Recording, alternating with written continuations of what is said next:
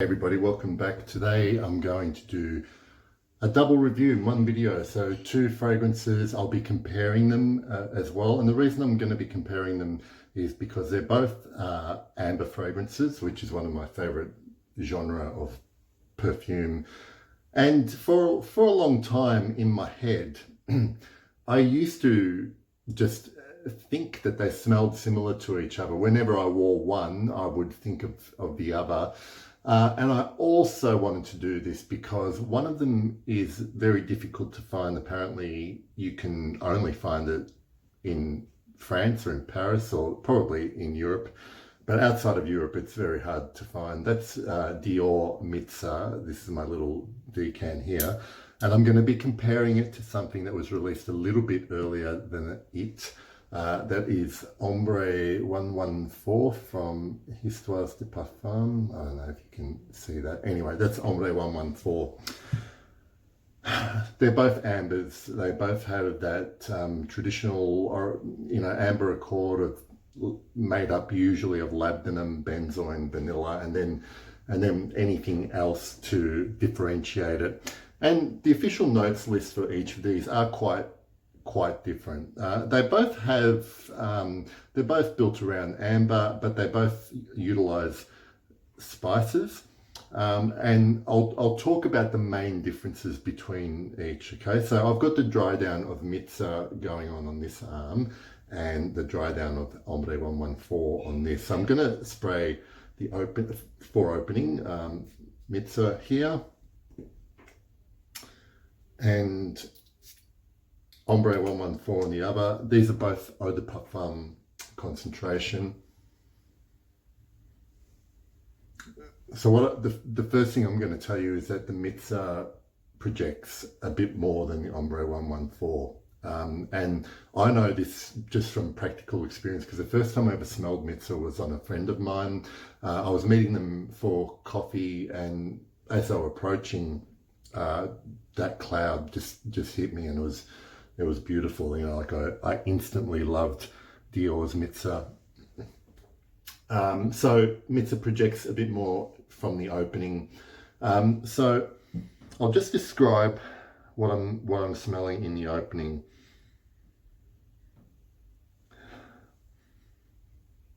So to me, what I smell with Mitzah is it's quite sweet. There is definitely cinnamon is the main spice here. And then there is smokiness, so it could be the labdanum as well, but it's definitely a smoky, spicy opening with obviously the amber accord underneath it. With Ambre 114, it's markedly different opening. Okay, so this one, the rose, these both have rose listed in their notes, but in Ambre 114, I find that the rose comes to the fore right from the opening, and this spice is a nuttier spice, or there's more nuttiness in the opening of this. Now, I do, as they start to dry, I do detect a bit more tonka in the Ambre 114, and the rose stays, and the Mitzah almost gets smokier. So they're the main differences right off the bat. Okay, so Mitzah is, for me, is a definitely smokier spice, like more of a rough edged spice amber, and the nuttiness of this Ambre 114 with the rose really sets it apart. And the best way I can describe it is that the Ambre 114 has more of a solidity to it, whereas the Mitzah has more expansiveness. I don't know if they're the right words to use, but the Mitzah is more diffusive, and if I had to give them a personality, Ambre 114 is the introvert and the Mitzah is the extrovert. They are different. Once you spray it on skin and you smell the differences, they're definitely there. once it begins to dry down, the main things I smell in the Mitzah are the cinnamon, the labdanum, honey. There is honey here and incense. Okay, with the Ambre 114, I get mainly tonka, either vanilla or benzoin, and the rose. Okay, so it's more of a floral, resinous base that this dries down to.